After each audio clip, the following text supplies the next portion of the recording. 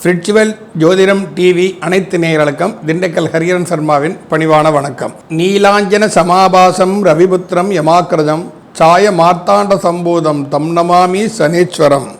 ஓம் சனீஸ்வராய நமக. பொதுவாகவே மக்கள் மத்தியில் சனி பகவான்னாலே ஒரு குழப்பம், ஒரு கவலை, ஒரு பயம் இருக்கிறது. 2.5 வருடத்திற்கு ஒரு முறை அவர் 7.5 நாடு சனி, அர்த்தாஷ்டம சனி, அஷ்டமத்து சனி, கண்டச்சனி, ஜென்மச்சனி என்று பல வகைகளில் சனி பகவான் தன்னுடைய கர்மவினைக்கு ஏற்ப பலன்களை தருகிறார். என்னை பொறுத்த வரைக்கும் சனி பகவானை பற்றி அஞ்ச வேண்டியதே இல்லை. ஆனால் அதை அவரை எப்படி நம்ம ஹேண்டில் பண்ணணுங்கிறது தெரியாமல் முழிச்சுக்கிட்டு இருக்கோம். அந்த தன்மையை வச்சு தான் இன்றைக்கி இந்த பதிவில் நம்ம 12 ராசிகளுக்கும் நீ எப்படி அவர் பலன்களை கொடுப்பாரு அப்படின்ற இதை மக்கள் தெரிஞ்சுக்கிட்டாலே போகும். நீங்கள் ஜோசிட்ட போகவே வேண்டாம். சனி பயிற்சியை பற்றி எளிமையாக நீங்கள் எப்படி நடந்துக்கணுங்கிறத பற்றி தான் நான் இங்கே சொல்ல போகிறேன். சனி பகவானின் ஒரு தாக்கம் இருக்கிறது என்று நீங்கள் நினச்சிங்கன்னா, உதாரணமாக 7.5 நாடு சனி நடக்குதுன்னு வச்சுக்கோங்களேன். அப்போ 7 நாடு சனி வந்துருச்சு, எனக்கு அப்படி ஏறுமோ இப்படி ஏறுமோன்னு பயத்தெல்லாம் வெளியே விட்டு 7.5 நாடு சனியில் இனி நான் இப்படித்தான் வாழ வேண்டும்ங்கிற ஒரு நிர்ணயத்தை நீங்கள் ஏற்படுத்திக்கிட்டீங்கன்னா, சனி பகவான் மாதிரி கருணை உள்ளம் கொண்டவன், சனி பகவான் மாதிரி வாரி வழங்குவன், சனி பகவானை போன்ற அற்புத நற்பலன்களை தரக்கூடியவன் வேறு எந்த கிரகத்திற்கும் அந்த சக்தி இல்லை. சாதாரணமாக சனி பகவானுக்கு சனீஸ்வரன் என்ற பட்டமும் கொடுக்கப்படவில்லை. அந்த வகையில் இந்த பதிவில் நாம் 12 ராசிகளுக்கும் சனி பகவான் நற்பலன்களை தர வேண்டும் என்று சொன்னால் நாம் எவ்வாறு நடந்து கொள்ள வேண்டும், நம் நிலையைத்தான் மாற்றிக்கணும். இப்போ பொதுவாகவே சனி பகவானை பற்றி நம்ம பலதரப்பு ஜோதிடர்களும் சரி, பலதரப்பு மக்களும் சரி, பலவிதமான புரிதல்களில் இருந்து கொண்டு இருக்கிறாங்க. இதில் இப்போ சனி பகவான் தற்போது மீனராசியில் சஞ்சரிச்சிட்டு இருக்கிறாரு.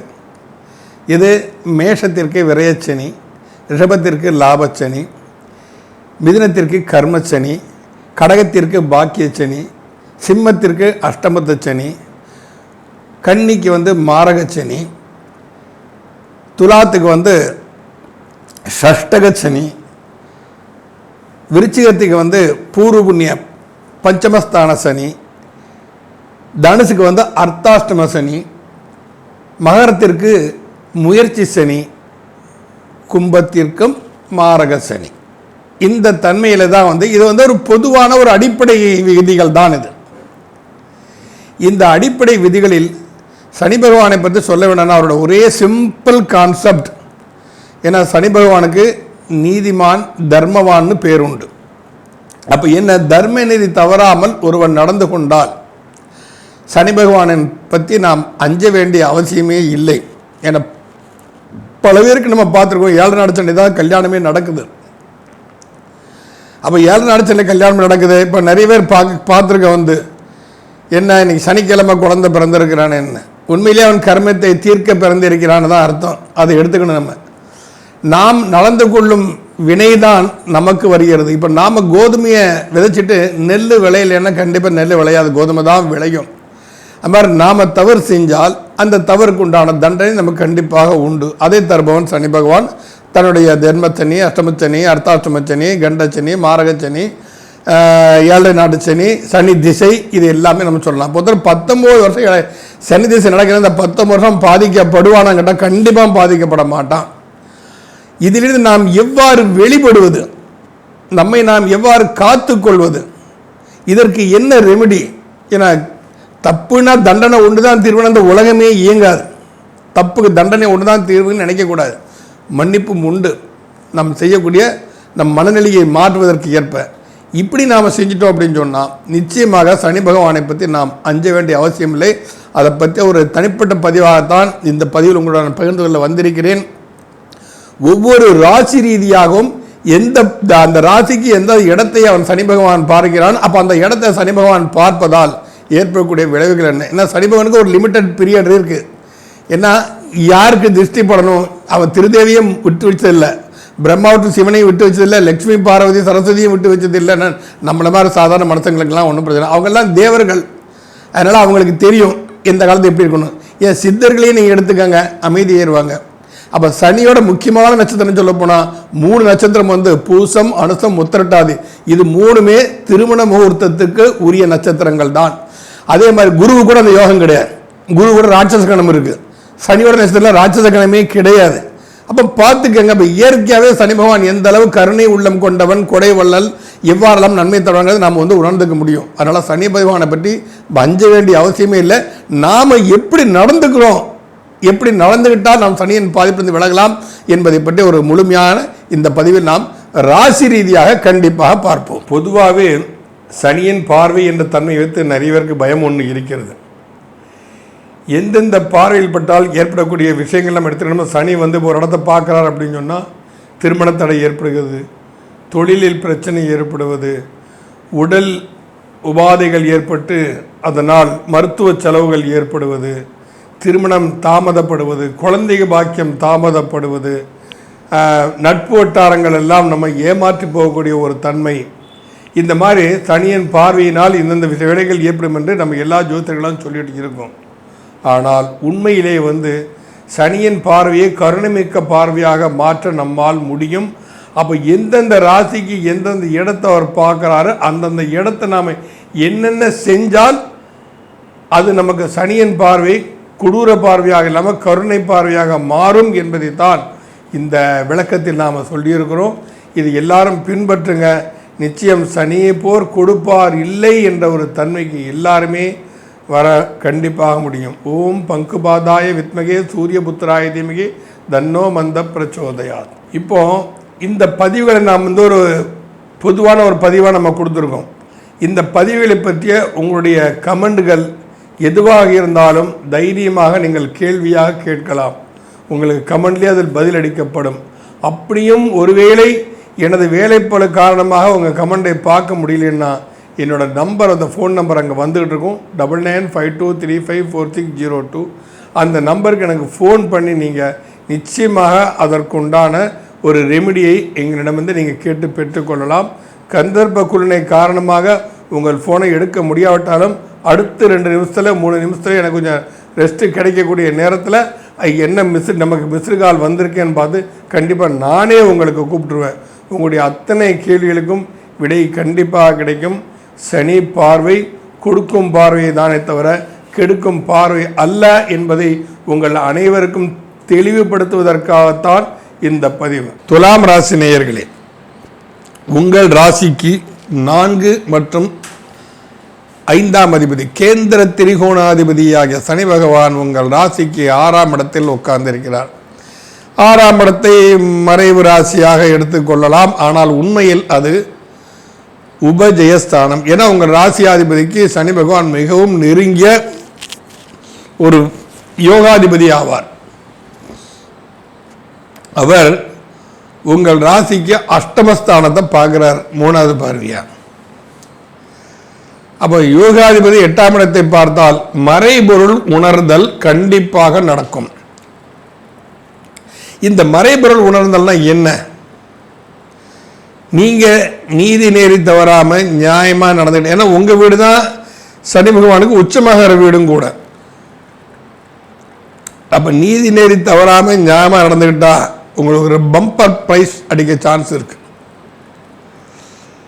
ஒரு புதையல் கிடைக்கலாம். புதையலுக்கு எங்கே போய் தேடுறது? ஏதோ போனோம், ஒரு குருவாயூருக்கு போனோம், சாமி தரிசனம் பண்ணோம், கேரளா பக்கம் போனோம், சரி ஒரு லாட்டரி டிக்கெட் தான் வாங்குவோம்னு வாங்கினோம், அது பம்பர் பரிசு அடிக்கிற சந்தர்ப்பங்கள் இருக்கிறது. அதுக்காக தயவுசெய்து இருக்கிற காலப்புறம் லாட்டரியில் விட்டு என்ன திட்டாதீங்க. ஒரு சந்தர்ப்பம் இருக்கிறது, அதை நீங்கள் எவ்வாறு நடந்து கொள்கிறீர்கள் என்பதை வைத்துத்தான் அது நிர்ணயம் செய்யப்படுமே தவிர ஒன்று ஆகா ஜோசியர் சொல்கிறாரு ஒரு தடவை முயற்சி பண்ணணும்னு சொல்லிட்டு நீங்கள் பாட்டு கிட்ட 2000-3000 விட்டுட்டு இருக்காதிங்க. கிடைக்கணும்னா ஒரு டிக்கெட்லேயே கிடைக்கும் உங்களுக்கு. இதுதான் மறைபொருள் என்பது. அப்போ தெரியாத சில விஷயங்கள் உங்களுக்கு தெரிய வரும். நீங்கள் அறிந்திராத, கோட்டை விட்ட, ஏமாந்து போன, மறந்து போன சில விஷயங்கள் எல்லாம் உங்களுக்கு ஞாபகம் வரும். என்றைக்கோ உள்ளது. நம்ம ஒரு சொத்து, ஒரு ப்ராப்பர்ட்டி கண்டுக்காமல் விட்டு எங்கள் அப்பா வந்து கண்டுக்காமல் விட்டார், அவளும் மறந்துட்டோம். திடீர்னு யாராவது சந்தேகம், ஏப்பா உங்களுக்கு ஒரு சொத்து இருக்கப்பா, அதே கவனிக்கலையா, உங்கள் அப்பா வாங்கி பண்ணுறப்பா, என்ன வந்தே பார்க்கவே இல்லை, நாங்கள் தாங்க பராமரிச்சுட்டு இருக்கணும், அப்படியா அடிச்சு பிடிச்சி ஓடிப்போய் அந்த இடத்த என்னென்னு பார்த்துக்கிட்டு அது என்னென்ன பாதுகாப்பு செய்யணுமோ அதுக்குண்டான வேலைகள்லாம் செய்து கொண்டு இருக்கணும். இதெல்லாம் மறைந்து போன விஷயங்கள் கண்முன் தோன்றுவதற்கு உண்டான சாத்தியக்கூறு உங்களுக்கு கண்டிப்பாக இருக்கிறது.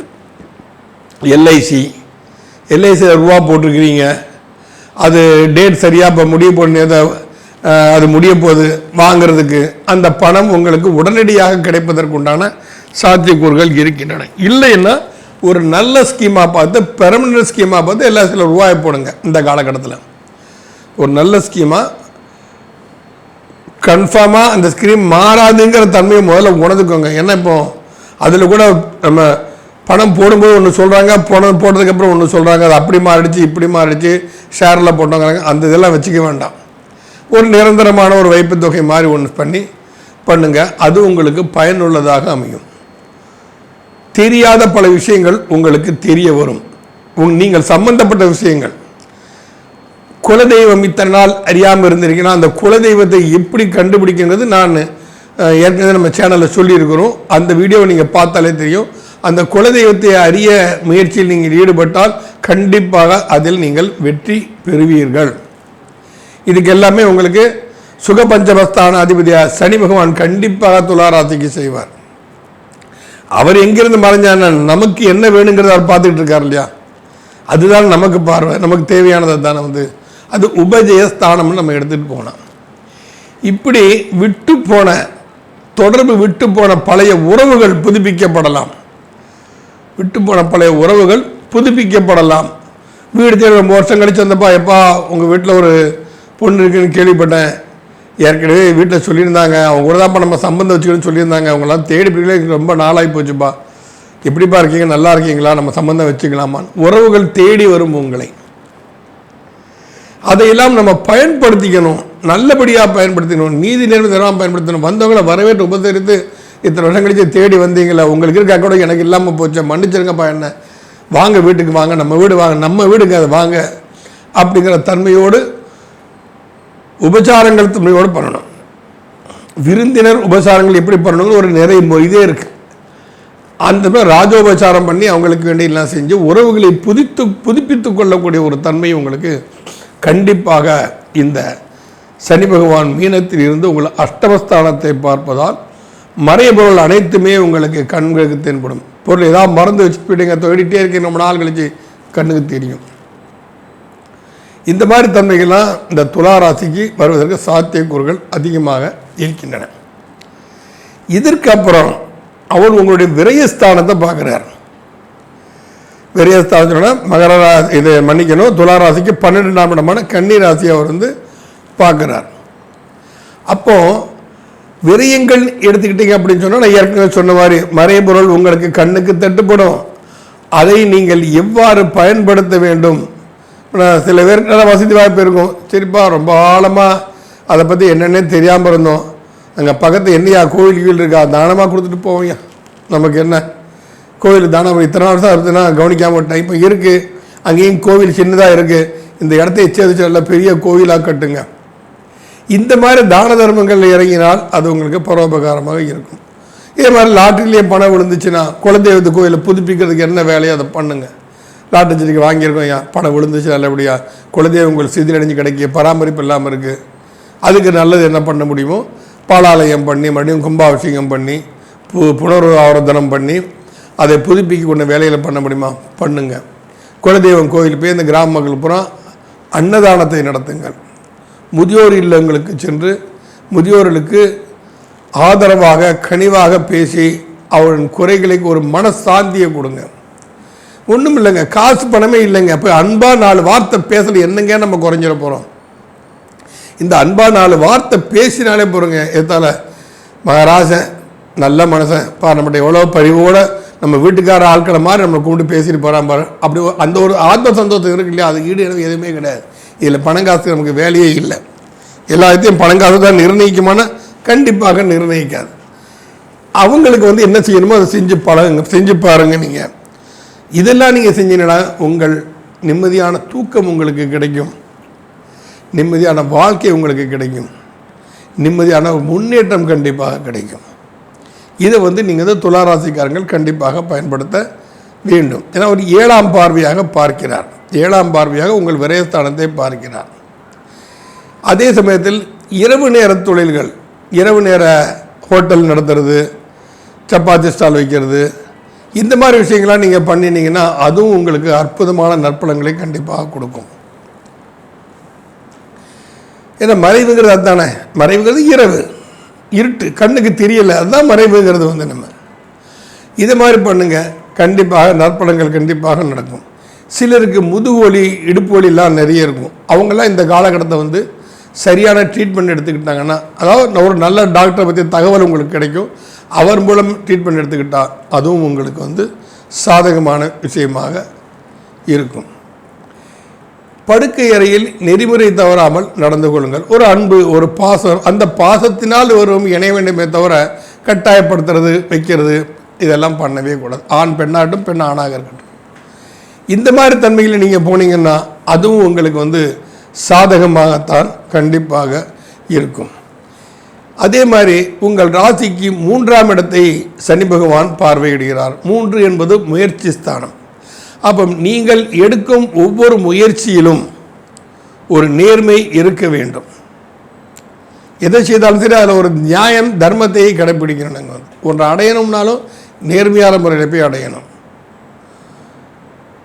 மனோதைரியத்தை வளர்த்து கொள்ள வேண்டும். இப்பெல்லாம் நல்லது சொல்கிறதுக்கும் நல்லது செய்யறதுக்கும் மனோபலம் தேவை. மிகப்பெரிய ஒரு பலமாக அதில் இருக்கிறது. அப்போ அந்த மனோபலத்தை வளர்த்து கொள்வதற்கு உங்களுக்கு இது சனி பகவான் பரிபூர்ணமாக உங்களுக்கு துணை புரிவார். ஏன்னா அவர் 10ஆம் பார்வையாக உங்களுடைய 3ஆம் இடத்தை அவர் பார்க்கிறார். கர்ம பார்வைன்னு சொல்லணும். அப்போ நீங்கள் என்ன செய்கிறீங்க அப்படின்னு சொன்னால், அடிக்கடி கோயில் குளங்களுக்கு போவது, குலதெய்வம் கோயில் போய் வழிபாடு பண்ணுவது, தீர்த்த யாத்திரைகள் போவது, தர்மகாரங்க தேடி போய் தர்மம் செய்யக்கூடிய தன்மைகள். நீங்கள் தேடி போய் விவகாரம் பண்ணுங்கள், தேடி போய் தர்மம் செய்வது, இது போன்ற தன்மைகள் எல்லாம் நீங்கள் செஞ்சீங்க அப்படின்னு சொன்னால் நீங்கள் எடுக்கக்கூடிய முயற்சிகளில் பரிபூர்ண வெற்றி உங்களுக்கு கிடைக்கும், கண்டிப்பாக கிடைக்கும். ஏன்னா உங்கள் ராசிக்கு ஆல்ரெடி அவர் ஏற்கனவே முழு யோகாதிபதியானவர் சனி பகவான். ஆக உங்கள் ராசியாதிபதியும் சனியுமே நட்பு கிரகங்கள் தான். அப்போது நம்ம சனியின் பார்வைக்கு தான் நம்ம மதிப்புங்க கொடுக்கணும். அவர் எங்கே வேணா இருந்து போட்டுமே, அவர் நம்முடைய எத்தனாவது ஸ்தானத்தை பார்க்குறாரோ அந்த ஸ்தானம் பலப்பெற வேண்டுமென்றால் இது போன்ற தன்மைகளை செய்தால் துலா ராசிக்கும் இது ஒரு அற்புதமான நற்பலன்களை தரக்கூடிய ஒரு நிகழ்வு தான் இது. நன்றி, வணக்கம். விருச்சிக ராசி நேயர்களே, உங்கள் ராசிக்கு 5ஆம் இடத்தில் சனி பகவான் வந்திருக்கிறார். இப்போ பொதுவாக 5ஆம் இடம் சொன்னால் பொதுவாக நம்ம என்ன சொல்கிறோம், நம்ம 5ஆம் இடத்தில் பாப கிரகங்கள் இருக்கக்கூடாது அப்படின்னு சொல்கிறோம். இந்த பாபகிரகங்கள் இருக்கக்கூடாதுன்னு நம்ம எப்படி சொல்ல முடியும்? அது சுழற்சியில் வந்துக்கிட்டே தான் இருக்கும். ஆனால் மற்ற கிரகங்கள், இப்போ 5ஆம் இடத்த ராகு இருந்தாலே நாங்கள்லாம் சொல்லுவோம் கர்மா செய்யறதுக்கு ஒரு ஆண் வாரிசு உண்டு நாம் சொல்லுவோம். அது நடைமுறை நிறைய நான் பார்த்துருக்கேன். 5இல் ராகு இருந்தால் கர்மா செய்வதற்கு ஆண் வாரிசு கண்டிப்பாக உண்டு அப்படின்னு. அப்போது இந்த சனி பகவான் விருச்சிக ராசிக்காரங்களுக்கு இப்போ கல்யாணமான புதுமண தம்பதிகள், குழந்தைக்காக நீண்ட நாட்களாக இயங்கிக் கொண்டிருப்பவர்களெல்லாம் ஒரு வாரிசு கிடைப்பதற்குண்டான ஒரு யோகத்தை தரக்கூடியவன் இந்த 5ஆம் இடத்தில் இருக்கக்கூடிய சனி பகவான். அது என்ன காரணம் கேட்டால், சனி பகவான் உங்களுக்கு முதல்ல 7ஆம் இடத்தை அவர் பார்க்குறார். உங்களுடைய ராசிக்கு 7ஆம் இடத்தை அவர் பார்ப்பது பிறர் உதவியின் மூலம் உங்களுக்கு ஒரு நல்ல காரியம் நடக்கும். இன்ஃபேக்ட் ஒரு நல்ல ஒரு புரோகிதத்தை போய் உங்களுக்கு ஜாதகத்தை காட்டி இந்த பரிகாரம் பண்ணப்பா உனக்கு குழந்தை பிறக்குன்னு சொல்கிறாங்க, நீங்கள் செய்வீங்க, அதில் வெற்றி அடைவீங்க.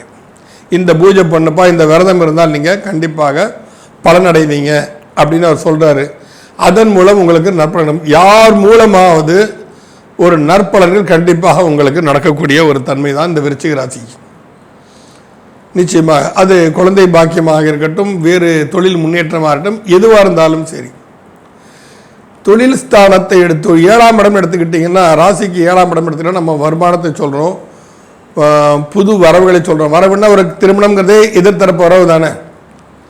அப்போ விருச்சிக ராசிக்காரங்கள்லாம் திருமணம் நடப்பதற்குண்டான சாத்தியக்கூறுகள் அதிகமாக இருக்கின்றன. பொதுவாகவே விருச்சிகனாலே எல்லாரும் பயப்படுறாங்க. ஏன்னா காலபுருஷனுக்கு 8ஆம் அதிபதி, அதனால் 8ஆம் இடம் அப்படின்னு சொல்லி பயப்படுவாங்க. அந்த கர்ம வினைகளை தீர்க்கக்கூடியவன் தானே சனி பகவான். இந்த கர்ம வினைகளை தீர்க்கக்கூடியவன் தான் சனி பகவான். ஒருவன் கர்ம வினையை தீர்த்தி அவளை நல்வழிப்படுத்தக்கூடியதில் முதன்மையான தன்மையை வெளிப்படுத்தக்கூடியவன் சனி பகவான்.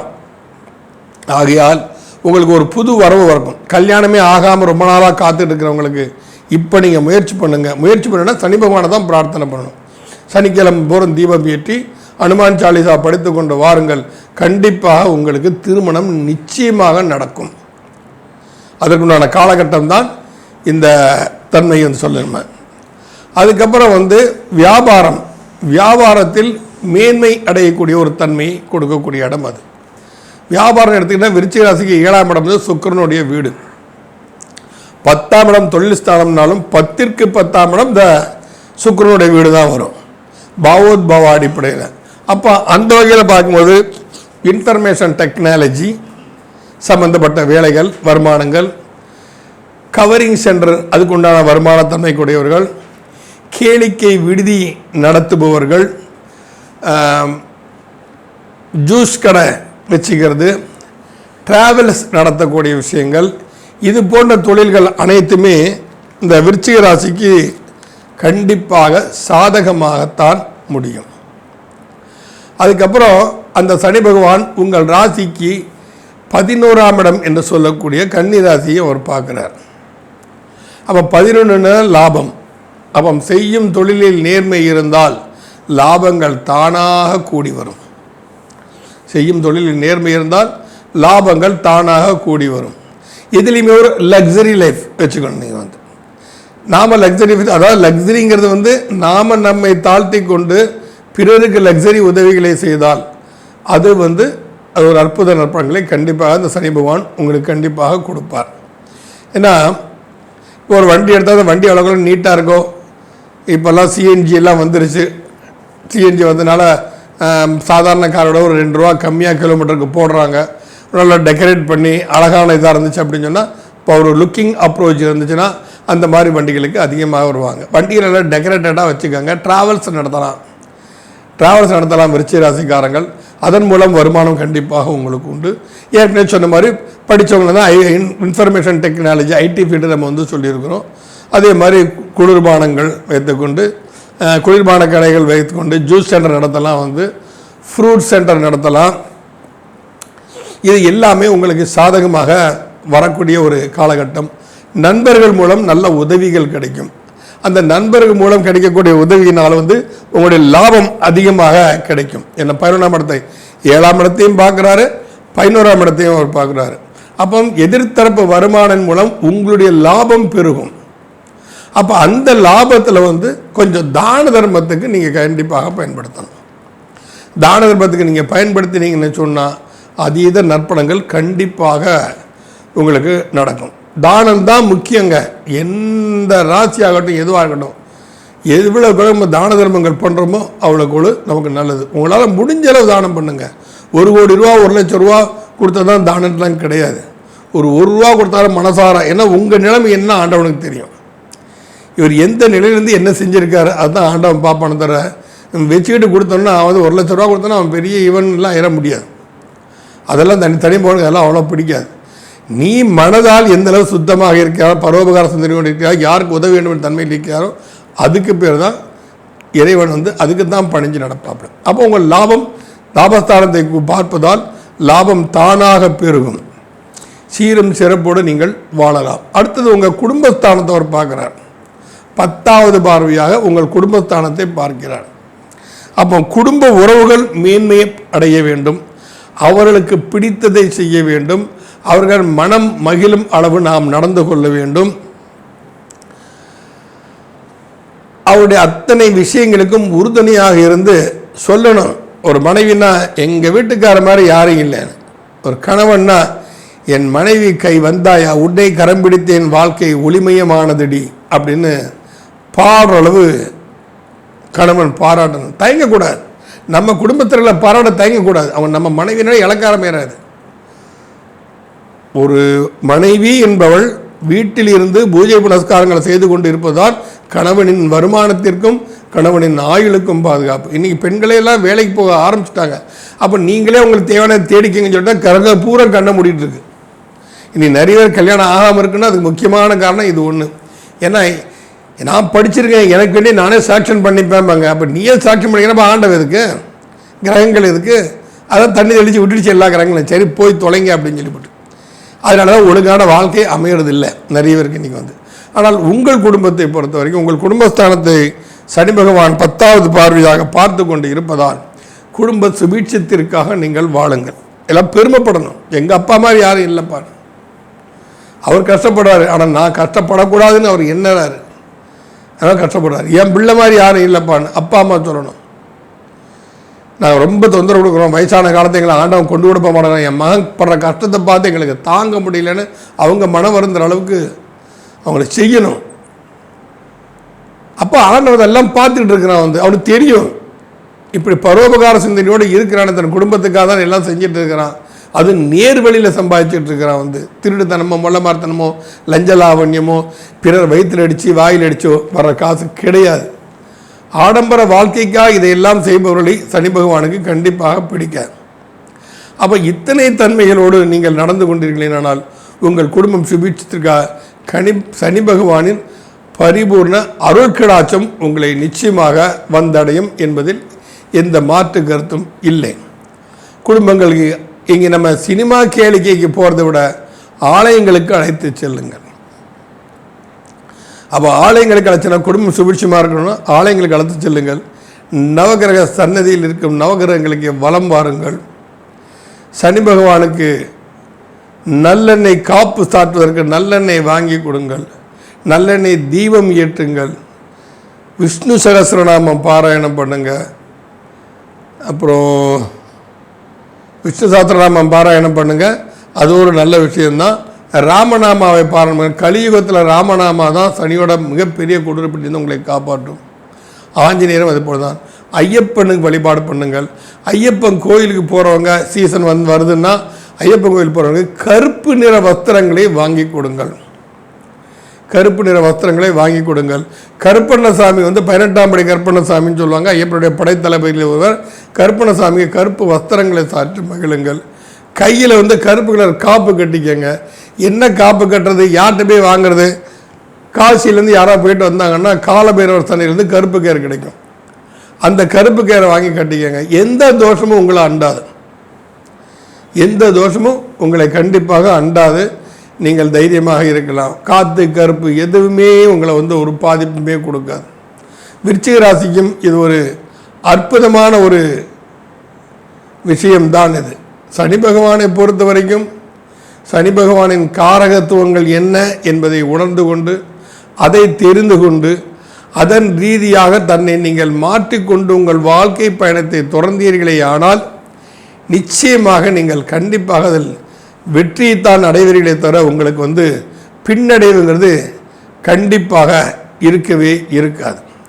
ஆக சனி பகவான் உங்கள் ராசிக்கு 7ஆம் இடம் என்று சொல்லக்கூடிய வருமான ஸ்தானத்தையும் அவர் பார்ப்பது, லாபஸ்தானத்தையும் பார்ப்பது, குடும்பஸ்தானத்தையும் அவர் பார்ப்பது. அப்போ குடும்பத்தை எவ்வளவு நாம் குதூகூலமாக வைத்து கொண்டு இருக்கிறோமோ அவ்வளவுக்கு அவ்வளவு சனி பகவானின் பரிபூர்ண அருட்கடாட்சம் உங்களுக்கு விழும். நட்புகள் மீதியாக உங்கள் வாழ்க்கை மேம்படும். லாபம் அதிகமாக உங்களுக்கு பெருகும். ஆக விருச்சிக ராசிக்காரர்கள் இந்த தன்மையை பயன்படுத்தினால் வாழ்க்கை நிச்சயமாக வெற்றி பெறுவீர்கள். நன்றி, வணக்கம். தனுசு ராசி நேயர்களே, உங்கள் ராசிக்கு அர்த்தாஷ்டம சனி.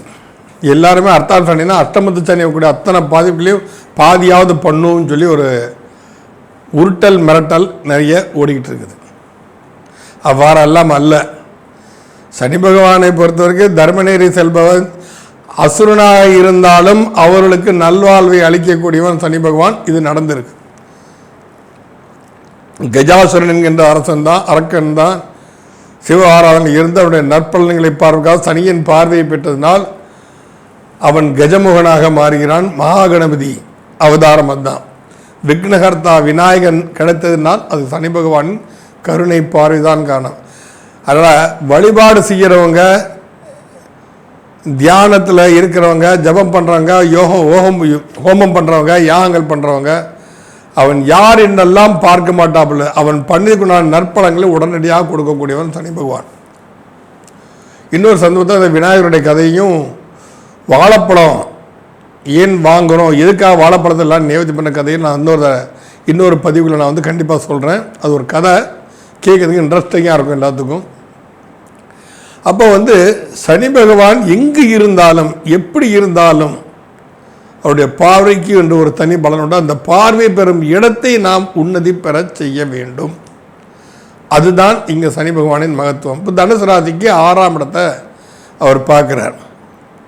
அப்போ 6ஆம் இடத்தை பார்க்கும் பொழுது நீங்கள் வழிபாடு செய்வதில் தர்மவானாக நடந்து கொண்டிருந்தால் உங்கள் கடன் அடைவதற்குண்டான சாத்தியக்கூறுகள் இந்த காலகட்டங்களில் இருக்குது. ரிஷபராசியை சனி பகவான் பார்க்கக்கூடிய இந்த காலகட்டங்களில்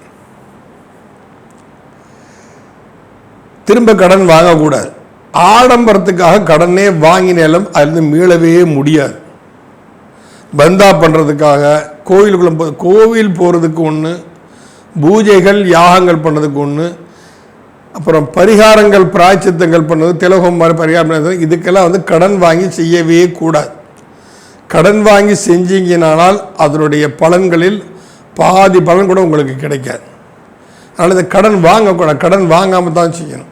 அப்போ இந்த காலகட்டத்தில் 6ஆம் இடத்தை வந்து இந்த சனி பகவான் உங்கள் இடத்துல ராசிக்கு 6ஆம் இடத்தை சனி பகவான் பார்க்கினால் கடன் வாங்குவதை முதலில் நிறுத்தி கொள்ளுங்கள்.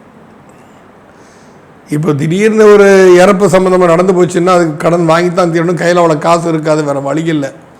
அது இயற்கைக்கு தெரியும் என்ன செய்வான்னு சொல்லிட்டு.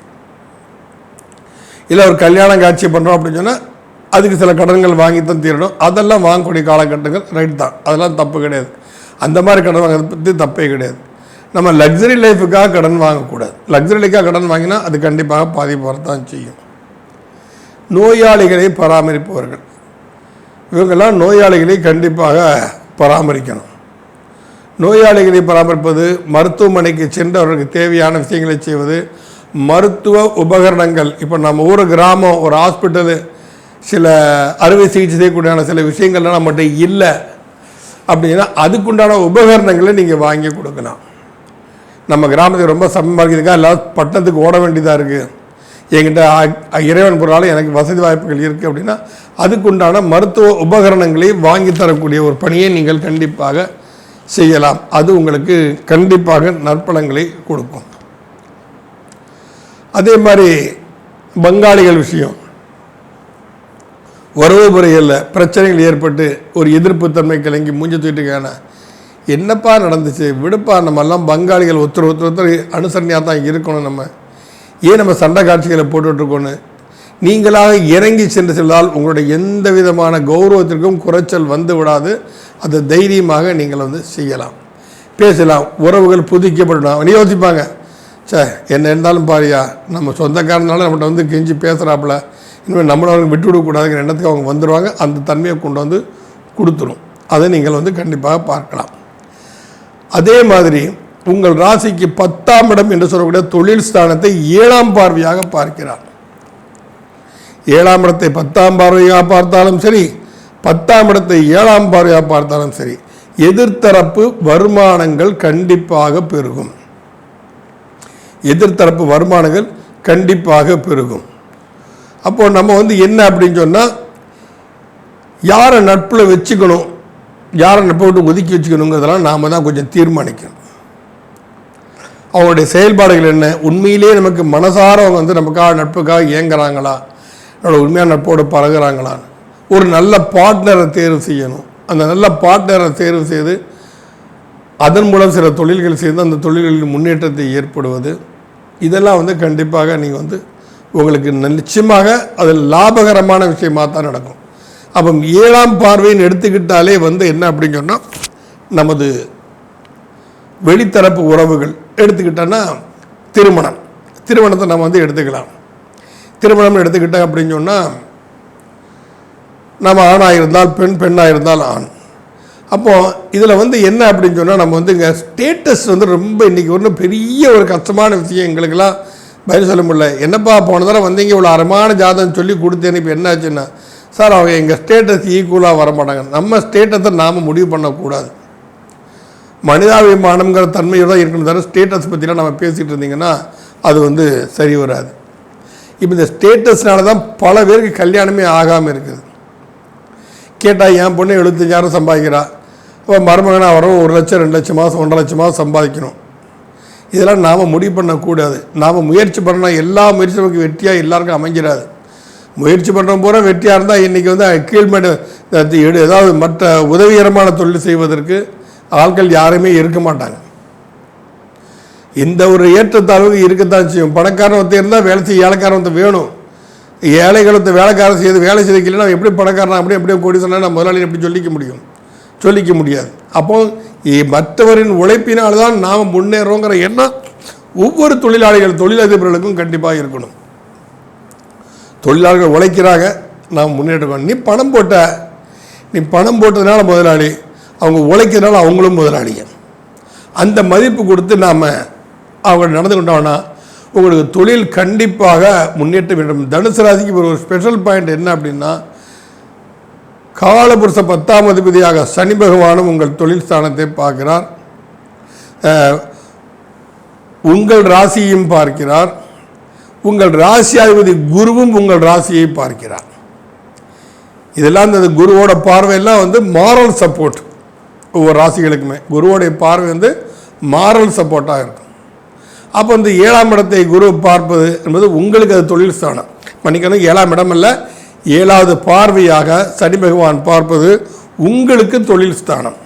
அப்போ உங்கள் தொழில் ரீதியான ஒரு முன்னேற்றங்கள் கண்டிப்பாக உங்களுக்கு ஏற்படும்.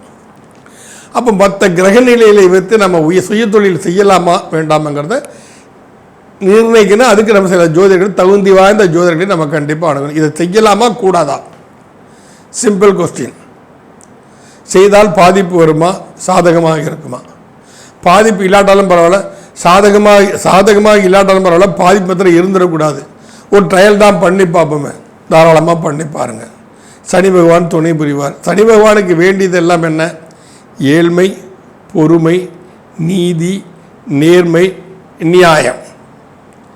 இந்த ரீதியாக நீங்கள் தொழில் செய்தீர்களானால் நிச்சயமாக உங்களுக்கு தொழிலில் முன்னேற்றம் கண்டிப்பாக ஏற்படும்.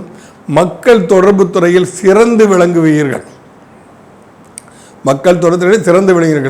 அரசியல்வாதிகள்லாம் வந்து நம்ம தொகுதி மக்களுக்கு தேவைகளை செய்கிறது, கவுன்சிலர்களுக்கு அங்கெல்லாம் தேவைகளை செய்கிறது, அவங்களுக்கு வேண்டியதை வாங்கி கொடுக்கறது, அந்த எடுபடி வேலைகள் செய்யுதுங்க. இந்த மாதிரி விஷயங்கள்லாம் நீங்கள் செஞ்சீங்கன்னா கண்டிப்பாக நிச்சயமாக தொழில் முன்னேற்றம் கண்டிப்பாக உங்களுக்கு உண்டு.